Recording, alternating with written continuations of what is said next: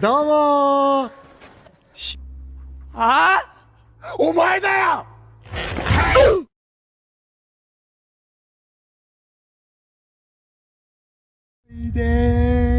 Sun dan kawan-kawan tiba di sebuah ruangan yang berisikan salju. Lalu tiba-tiba sesuatu jatuh dari langit. Itu merupakan seekor beruang raksasa putih yang menggunakan skibor. Makhluk apa sih yang gak aneh di film ini?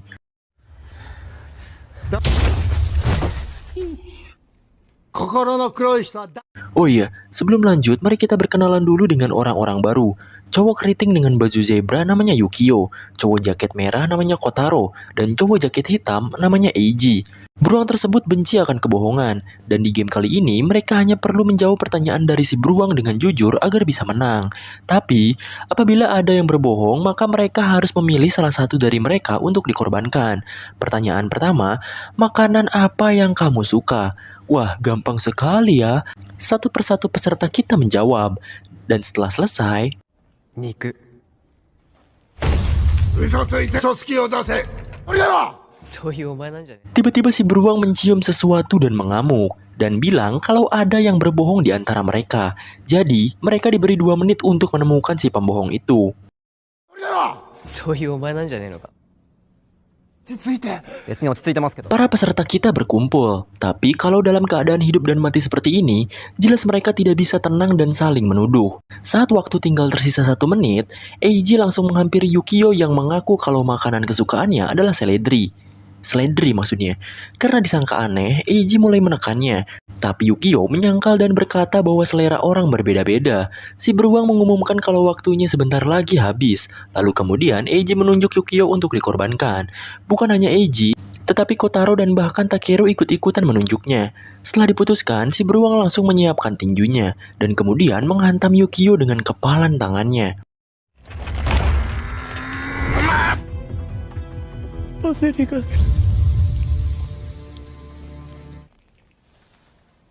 Yukio mati, badannya gepeng, dan menyatu dengan salju. Dan setelah ini, kita berlanjut ke pertanyaan kedua yang tak terduga, yaitu apakah kamu menyukai Takahata Shun? Aneh ya, apa sih yang gak aneh? Eiji dan Kotaro langsung menjawab tidak, tapi tak disangka-sangka Takeru menjawab iya. Wadaw.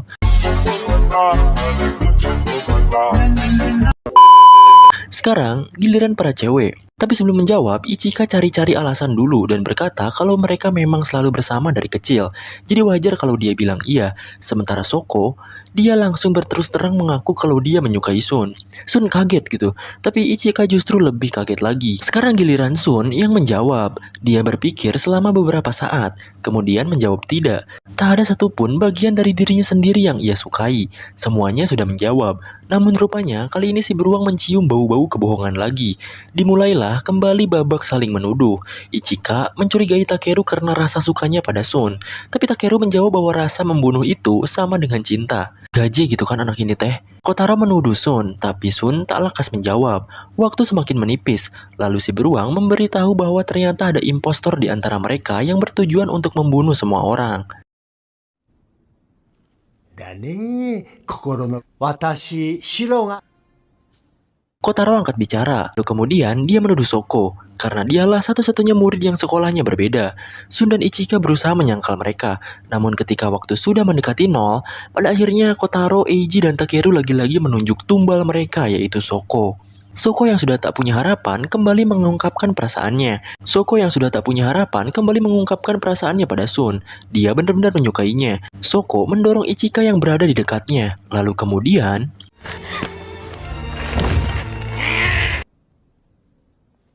Soko kini bernasib sama dengan Yukio, dan satu-satunya yang tersisa darinya adalah kalung serpihan gelas yang ia kenakan untuk mengenang memori Soko bersama Sun. Sun terbelalak tak percaya, ia pun menjerit. Si beruang hendak melanjutkan permainan, namun Sun menghentikannya. Ia berkata bahwa dia sudah menemukan si pembohong yang sebenarnya, dan yang menjadi sasarannya tidak lain dan tidak bukan adalah si beruang itu sendiri. Takeru tertawa, ternyata dia pun sudah tahu dari awal. Permainan ini adalah kebohongan dan informasi soal adanya impostor di antara mereka juga adalah kebohongan. Sun juga berkata bahwa si beruang itu sebenarnya bukanlah beruang putih. Sun bisa tahu dengan melihat darah Soko di tangan si beruang. Darah tersebut membuat warna putih di tangannya luntur. Ternyata dugaan Sun benar, dan si beruang bukanlah beruang putih, melainkan beruang hitam yang jahat. Si beruang pun mengamuk dan berusaha menyerang para peserta. Tetapi untungnya mereka bisa menghindar dan lolos dari terkamannya.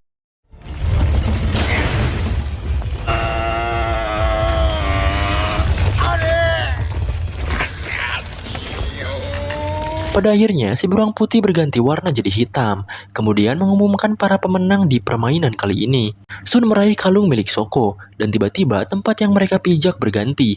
Kini mereka berada di sebuah kastil dengan pernak-pernik Rusia. Kotaro angkat bicara, dia menebak-nebak permainan apa yang akan mereka hadapi kali ini. Lalu kemudian, salah satu gear bergerak dan pintu kastil pun terbuka. Dari dalam sana keluarlah sebuah boneka kecil yang berasal dari Rusia, yaitu Matroiska. Boneka tersebut beranak jadi 3, kemudian mulai menjelaskan permainannya. Permainan terakhir kali ini adalah tendang kaleng. Peraturannya adalah orang yang jaga pertama harus mengambil kaleng yang ada di atas sana. Kemudian, dia harus mencari pemain lain yang bersembunyi. Kalau ketemu, maka penjaga harus melihat wajahnya dan meneriakkan namanya, lalu kemudian menginjak kalengnya. Setelah itu, si penjaga harus memasukkan mereka yang tertangkap ke dalam penjara. Dan apabila ada yang masih belum tertangkap, maka dia bisa menendang kaleng untuk menyelamatkan para tahanan. Tetapi tentu saja menyelamatkan orang ada bayarannya. Si penendang akan mati terkena ledakan dari kaleng yang dia tendang. 切りゲームってことか。せーの。 Bagi penjaga, syarat untuk menang adalah menangkap minimal 3 orang. Dan batas waktunya adalah sampai matahari terbenam. Salah satu boneka mengeluarkan stick dari mulutnya untuk menentukan siapa yang jadi penjaga. Dan sialnya, yang jadi penjaga pertama adalah Takeru, orang yang paling berbahaya di antara mereka semua. Permainan pun dimulai. Kotaro dan Eiji langsung berlari untuk bersembunyi. Sekarang tugas Takeru adalah mengambil kaleng yang berada di atas, tetapi bukannya baik untuk mencari, justru dia malah menendang salah satu boneka untuk menjatuhkan kaleng tersebut, dan itu berhasil.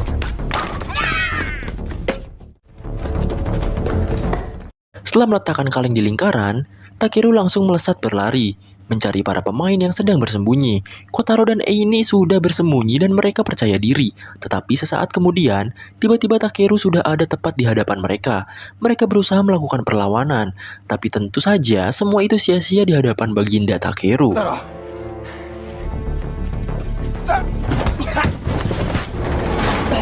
Kotaro dan Eiji berhasil dikurung dan kini saatnya Takeru mencari Sun dan Ichika. Mereka berdua berada di loteng dan tengah membuat tali untuk melarikan diri. Namun Takeru dengan cepat menemukan mereka. Ichika berusaha menahan pintu. Namun sebelum sampai pintunya sudah terbuka, Takeru berhasil masuk dan Ichika pun tertangkap. Sedangkan Sun, dia berhasil kabur dan tidak diketahui keberadaannya.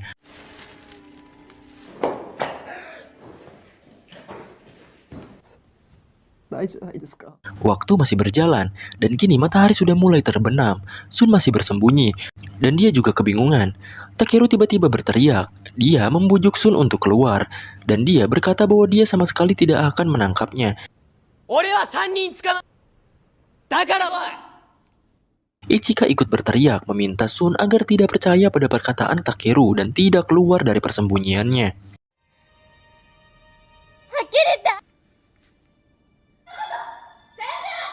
Sun merenung, ia pun kembali mengingat perkataan Ichika yang memotivasinya.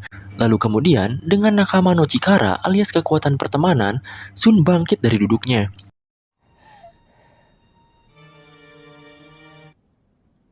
Takeru kembali memanggil Sun, dan kali ini, Sun meresponnya. Ichika kembali berteriak agar Sun tidak terbodohi oleh omongan Takeru, tetapi Sun masih tetap muncul, dengan armor besi yang menyelimuti seluruh tubuhnya. Sun berjalan dengan lambat karena beban di armornya. Dia menentang Takeru dan berjalan ke arahnya. Takeru ikut maju menghampirinya, tetapi Sun justru malah berbalik dan berusaha kabur darinya.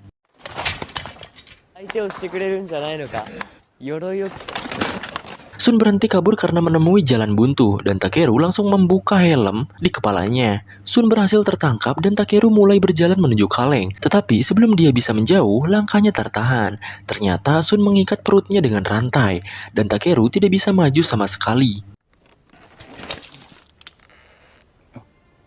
冗談半分。 Sun mulai bergumam. Ia berkata bahwa dirinya bodoh karena berdoa pada Tuhan untuk menghancurkan dunia hanya karena bosan. Dia sadar bahwa semua orang berhak hidup dan mereka memiliki sesuatu yang berharga. Dan hari-hari yang ia pikir membosankan merupakan yang terbaik dibanding segalanya. Saat Takeru mulai menariknya, Sun langsung bertindak.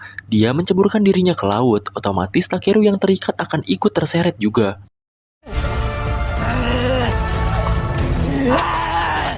Takeru berhasil bertahan dan mulai menarik armor Sun.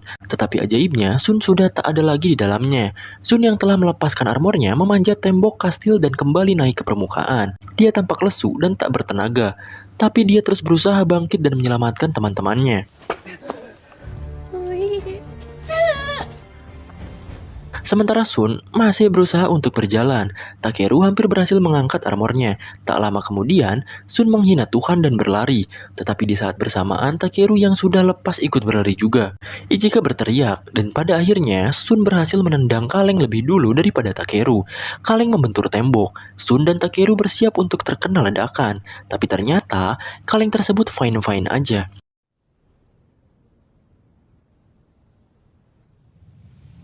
Matahari terbenam, dan boneka Matroiska mengumumkan berakhirnya permainan, dan pemenangnya adalah Sun, Ichika, Eini, dan juga Kotaro. Takeru tak terima akan kekalahannya. Dia mencengkram salah satu boneka dan berkata kalau dia tidak ingin mati. Tetapi kemudian boneka itu tertawa. Dia berkata bahwa dari awal juga tak ada yang bilang kalau yang kalah akan mati.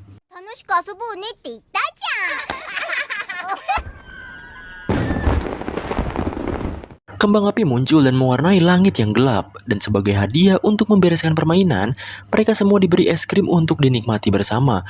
Sun dan Ichika duduk berduaan. Mereka memandangi kembang api sambil menikmati es krim yang diberikan. Sun mengajak Ichika untuk melakukan banyak hal setelah keluar dari tempat ini, dan Ichika menerima ajakan tersebut.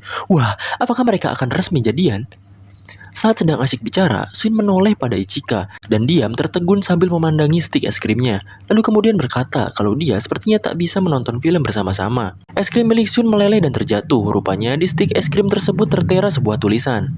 Sesaat kemudian, para boneka kembali berbicara. Mereka berkata bahwa untuk sampai ke titik ini dibutuhkan kepintaran, kekuatan, kreativitas, dan juga kerja keras. Tetapi, yang terakhir dan paling dibutuhkan adalah sebuah keberuntungan. Ternyata, tulisan yang tertera pada stik es krim mereka adalah penentu apakah mereka akan selamat atau mati di akhir permainan ini. Dan yang berhasil mendapatkan stik untuk selamat hanyalah Sun dan Takeru. Ichika di saat-saat terakhirnya mengungkapkan perasaannya. Dia berkata bahwa dia juga sedikit menyukainya.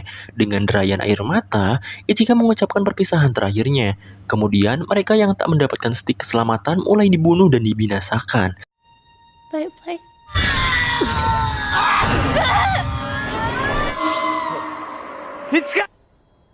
Sun terbelalak tak percaya. Pada akhirnya, dia dan Takeru lah yang keluar sebagai pemenangnya.